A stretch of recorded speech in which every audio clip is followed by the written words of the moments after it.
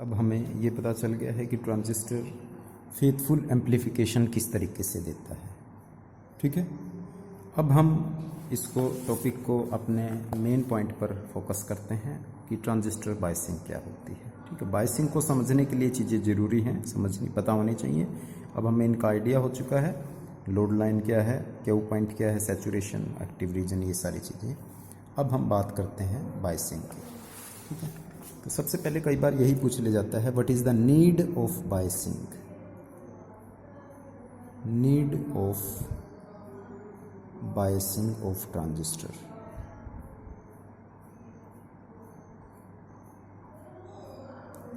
Biasing का मतलब समझते हैं ना सभी, वोल्टेज देना, जो हम VCC अप्लाई कर रहे हैं और VBB।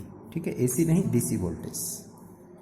तो अब सबसे पहले कि ट्रांजिस्टर को वोल्टेज हम क्यों देते हैं। ठीक है, जब हम ट्रांजिस्टर को वोल्टेज दे रहे हैं तो सबसे ज़रूरी चीज़ तो हम ये चाहते हैं कि उसका एम्प्लीफिकेशन प्रॉपर रहे।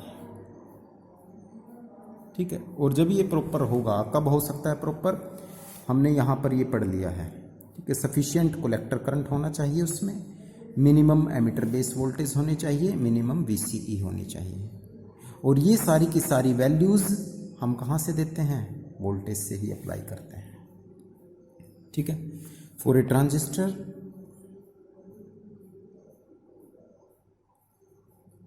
Amplifier to give faithful amplification,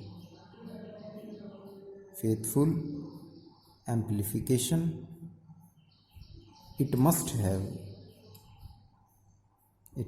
have zero signal IC, ये होना चाहिए, पहले कंडीशन में हमने पढ़ा था यहाँ। ठीक है, उसके साथ VCE एंड VBE, ये तीनों चीज़ें होनी चाहिए जब हम क्या चाहते हैं, फेथफुल एम्प्लीफिकेशन चाहते हैं। और ये जब ये तीनों चीज़ें हमें चाहिए, for this we need to add proper DC voltage sources in input and output. तो हमें इनपुट और आउटपुट दोनों ही के अंदर प्रॉपर DC वोल्टेज की ज़रूरत होती है। अगर हम ऐसा नहीं करेंगे तो एमिटर बेस जंक्शन फॉरवर्ड और बेस कलेक्टर जंक्शन आपका रिवर्स बायस नहीं होगा और हमें बायसिंग प्रॉपर नहीं मिलेगी, एम्प्लीफिकेशन ठीक नहीं होगा। क्योंकि हमें IC एम्प्लीफिकेशन को प्रॉपर चाहिए, तो ये तीनों चीज़ें कंडीशन में एप्लीकेबल होनी चाहिए। और ये कब हो सकती हैं, जब हम DC को इनपुट और आउटपुट में प्रॉपर सोर्स के साथ दें। और अगर ऐसा होगा तब जो है transistor as an amplifier work कर सकता है। ठीक है, this process of applying proper DC potentials or voltage, DC voltage is called biasing of transistor। इसको हम क्या नाम देते हैं, बायसिंग ऑफ ट्रांजिस्टर। तो ट्रांजिस्टर की बायसिंग का मतलब हम समझ चुके हैं अब कि प्रॉपर वोल्टेज DC की इनपुट और आउटपुट में देना, ताकि वो फॉरवर्ड और रिवर्स बायस में काम कर सके। अगर ऐसा नहीं है तो वो कट ऑफ रीजन में भी जा सकता है, वो सैचुरेशन रीजन में भी। हम चाहते हैं कि वो किस में रहे, एक्टिव रीजन में। एक्टिव रीजन का मतलब एक फॉरवर्ड और एक रिवर्स बायस रहे। और ये तभी हो सकता है जब हम DC वोल्टेज को प्रॉपर तरीके से एप्लीकेबल कर सकें।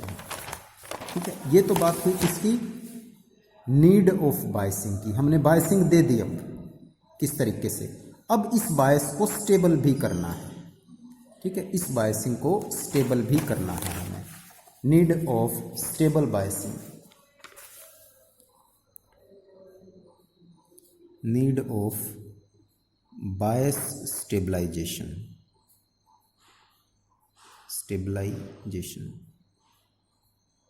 अब हमने जो भी वोल्टेज बायस करी है, यानी वोल्टेज दी है, उसको स्टेबल करना है। ठीक है, और हमें स्टेबल क्यों करना है पहले वो देख लेते हैं। हमने वोल्टेज दे दी, देखो यहाँ पर ये हमारे पास एक एम्पलीफायर है, ठीक है। हमने इनपुट के अंदर, चलो इसको इस तरीके से बना लेते हैं,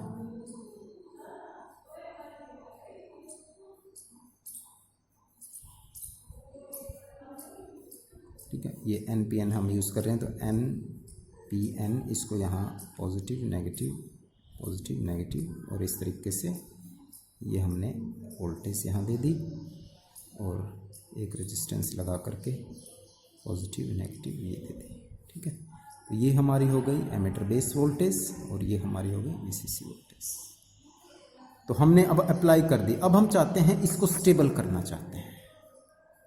ये हमने जंक्शन इनपुट जो हमारा जो फॉरवर्ड बायस था इनपुट के लिए, और ये हमारा रिवर्स बायस हो चुका है, ठीक है। ये RCC है, RC मान लेते हैं, और ये आपका करंट फ्लो कर रहा है सर्किट के अंदर,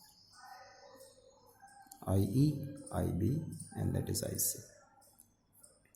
हम यहाँ पर इनपुट सिग्नल देते हैं जब इसको हमने एम्पलीफिकेशन में देना होता है, और यहाँ हम इसके करस्पॉन्डिंग आउटपुट ले लेते हैं, ठीक है। ये एम्पलीफायर है हमारा।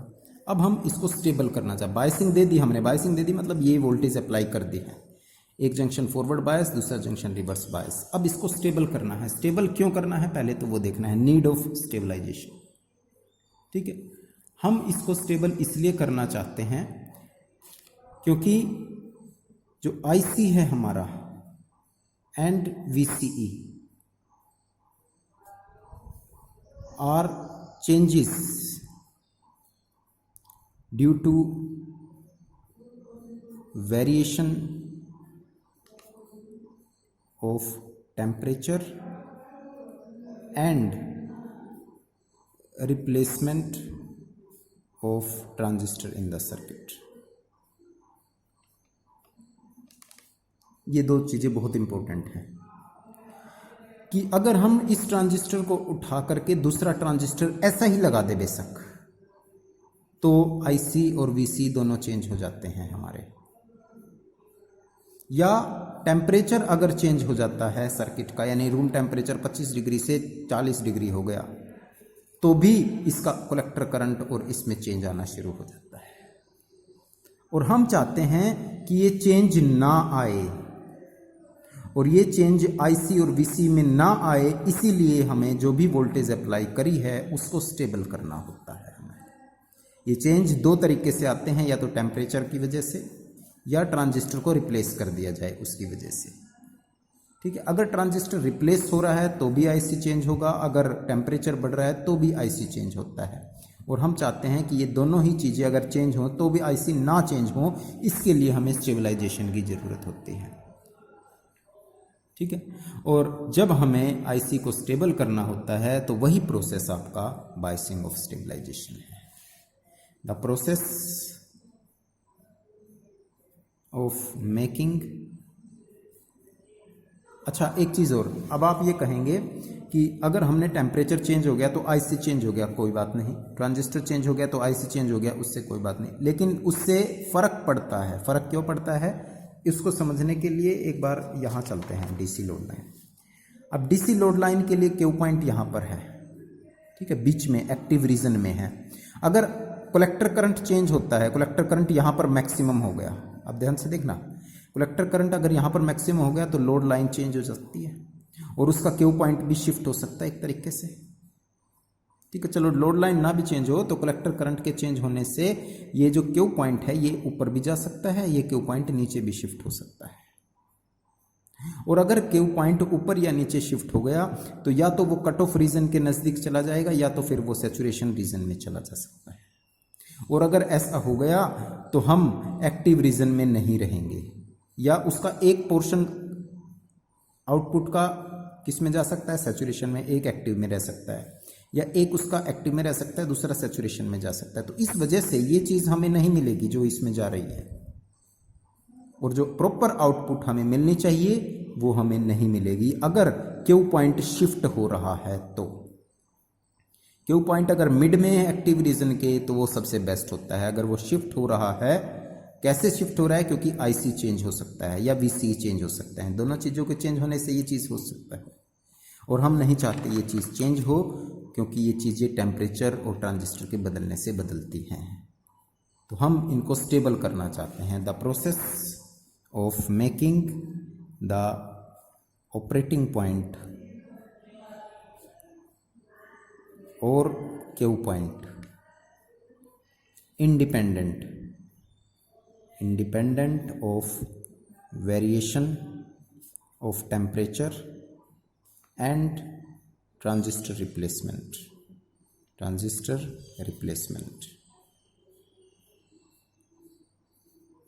is called bias stabilization। हम ये चाहते हैं कि चाहे हम टेम्परेचर बदल रहे हों या ट्रांजिस्टर बदल रहे हों तो उससे क्यू पॉइंट पर फर्क ना पड़े कोई भी। तो अगर क्यू पॉइंट पर फर्क नहीं पड़ रहा तो उसको हम बोलते हैं बायस का स्टेबल हो जाना, क्योंकि बायस स्टेबल हो गई तो आईसी और वीसी चेंज नहीं होंगे हमारे, और इस वजह से क्यू पॉइंट भी शिफ्ट नहीं होगा हमारा। ठीक है, तो जब हम बायस को स्टेबल करना चाहते हैं तो उसके लिए हमें 3 फैक्टर्स को समझना जरूरी है। सबसे पहला फैक्टर था टेम्परेचर डिपेंडेंस ऑफ आईसी। जो आईसी है आपका वो टेम्परेचर पर क्यों डिपेंड होता है? अभी मैंने बताया टेम्परेचर चेंज होने से ये दोनों चीज़ आईसी चेंज हो रहा है। क्यों होता है? क्योंकि जो आईसी होता है we have IC this is equal to, ये इक्वेशन हमारे पास थी शुरू में, हमने जब ट्रांजिस्टर को फाइंड आउट करा था तो उसमें ये वैल्यू निकाली थी, ICBO, equation of the collector current. ठीक है, ये लीकेज करंट है, that is known as leakage current.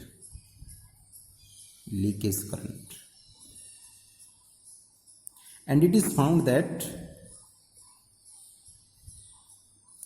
अगर 10 डिग्री टेम्परेचर, ठीक है, 10 डिग्री सेल्सियस टेम्परेचर राइज हो रहा है, देन चाहे सिलिकॉन हो या जर्मेनियम हो, ठीक है, 10 डिग्री टेम्परेचर राइज होने से आइदर सिलिकॉन और जर्मेनियम, जो आईसी है, the IC changes or we can say increase with the temperature।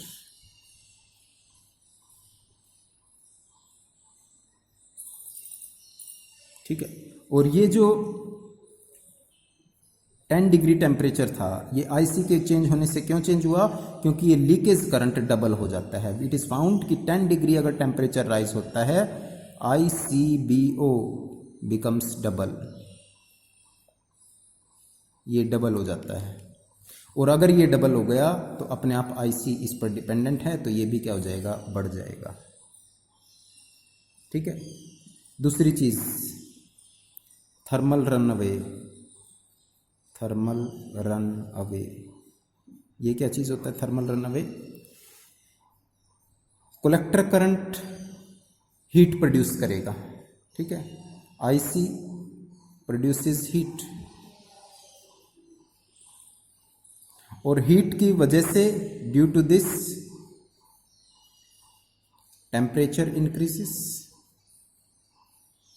ये तो हमें पता है, करंट फ्लो करता है तो हीट प्रोड्यूस होती ही है, और जब हीट बढ़ेगी तो उसकी वजह से क्या होगा? टेम्परेचर बढ़ेगा, और अगर टेम्परेचर बढ़ रहा है तो यही प्रोसेस हो जाएगा फिर, यानी ICBA लीकेज करंट बढ़ जाएगा। लीकेज करंट के बढ़ने की वजह से आईसी बढ़ता चला जाएगा, और अगर फिर फर्दर बढ़ेगा तो फिर और ज़्यादा हीट प्रोड्यूस होगी, और ज़्यादा हीट प्रोड्यूस होगी तो टेम्परेचर और ज़्यादा बढ़ेगा, और ज़्यादा टेम्परेचर बढ़ेगा तो लीकेज करंट बढ़ता चला जाएगा, फिर आईसी करंट की वैल्यू भी बढ़ती चली जाएगी, और इसकी वजह से ट्रांजिस्टर बर्न आउट हो जाता है। The transistor burn out and destroy itself and self destruction take place. Self destruction takes place is called thermal runaway. Thermal run away यानी ट्रांजिस्टर में करंट फ्लो कर रहा है, उसकी वजह से हीट प्रोड्यूस हुई, हीट की वजह से टेम्परेचर बढ़ा, टेम्परेचर से फिर कलेक्टर करंट बढ़ जाएगा, कलेक्टर करंट बढ़ा, हीट फिर बढ़ी, फिर टेम्परेचर बढ़ा, फिर कलेक्टर करंट और ज़्यादा, और इसकी वजह से ट्रांजिस्टर बर्न आउट हो जाता है, यानी उसका सेल्फ डिस्ट्रक्शन हो जाता है, डिस्ट्रॉय हो जाता है, और इसी को हम बोलते हैं थर्मल रन अवे। ठीक है, तीसरा फैक्टर और जो हमें नहीं चाहिए, that is known as variation in transistor parameter.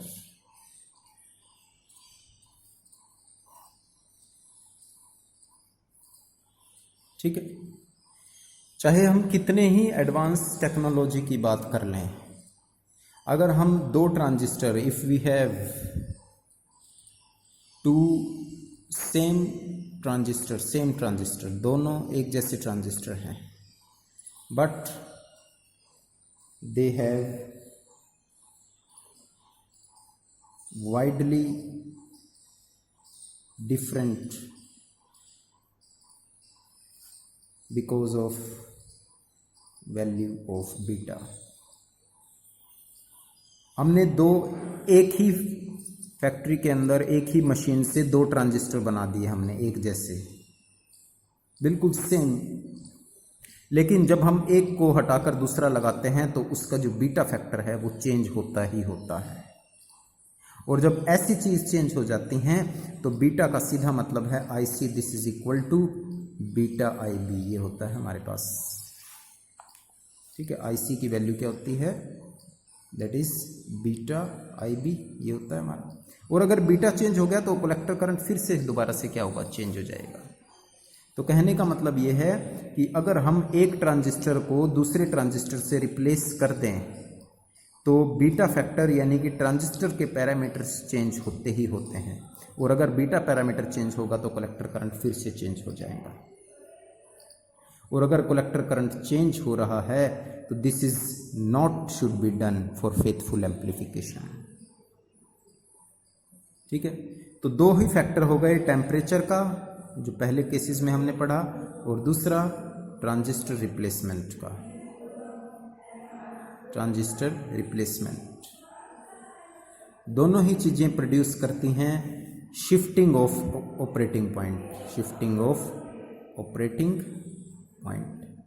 सारा खेल ऑपरेटिंग पॉइंट का है, ऑपरेटिंग पॉइंट शिफ्ट हो गया तो वो सैचुरेशन या फिर कट ऑफ रीजन में जा सकता है, मिड में नहीं रहेगा वो फिर। तो अगर ऐसा हो गया तो वो फेथफुल एम्प्लीफिकेशन नहीं, और एम्पलीफायर खराब हमारा यूजेबल नहीं, और ये दोनों चीज़ें इन दोनों फैक्टर की वजह से होते हैं।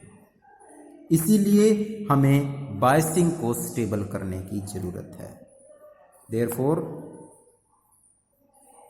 टू अवॉइड दिस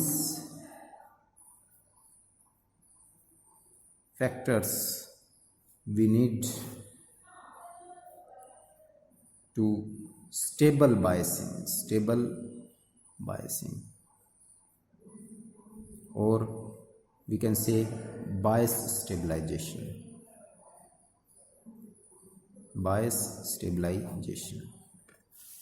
ठीक है, क्योंकि अब देखो, जब हमने इससे पहले आरसी कपल डिस्कस किया था, ठीक है, एमीटर फॉलोअर को डिस्कस किया है हमने, तो ये एक तरीका था हमारे पास ट्रांजिस्टर को एम्पलीफायर की तरह बनाने का। ये बनाते थे हम, एक रेजिस्टेंस यहाँ लगा दिया, दूसरा रेजिस्टेंस यहाँ लगा दिया, तीसरा रेजिस्टेंस यहाँ लगा दिया, चौथा रेजिस्टेंस यहाँ लगा दिया, फिर यहाँ पर कैपेसिटर लगा दिया। तो ये एज एन एम्पलीफायर का सर्किट था हमारे पास। अब हमें पता चलेगा कि ये रेजिस्टेंसेस क्यों लगाए जाते हैं। मैंने कई बार वर्ड यूज़ करा है, for proper biasing, for bias stabilization, R1, R2, R3, RC, RE, ये वर्ड मैंने यूज़ करे थे कि ये प्रॉपर स्टेबलाइजेशन के लिए हैं। ये प्रॉपर स्टेबलाइजेशन का मतलब यहाँ बायस स्टेबलाइजेशन से है। ठीक है, अब हमारे पास आपके सिलेबस में मेथड्स ऑफ बायसिंग हैं, हमने उनको डिस्कस करना है कि मेथड्स ऑफ ट्रांजिस्टर बायसिंग क्या होते हैं। ठीक है, 4 मेथड दे रखे हैं, तो उसको भी हम थोड़ा स्लोली करेंगे ताकि आप लोगों की समझ में आते चले जाएं। ठीक है, ये जो मैंने आज तक जो ये अभी तक टॉपिक बताए हैं ट्रांजिस्टर बायसिंग के, ठीक है, बुक में रेयरली आपको जल्दी से समझ में नहीं आने वाला है, तो इनको थोड़ा सा ध्यान से समझें।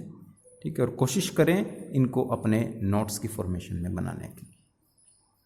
ठीक है, तो नेक्स्ट वीडियोस में अब हम जो लास्ट हमारे टॉपिक्स बचे हैं, ट्रांजिस्टर बायसिंग के मेथड्स क्या क्या हैं, हमने ये क्यों लगाए थे, वो सारी चीज़ें आपकी समझ में आ जाए।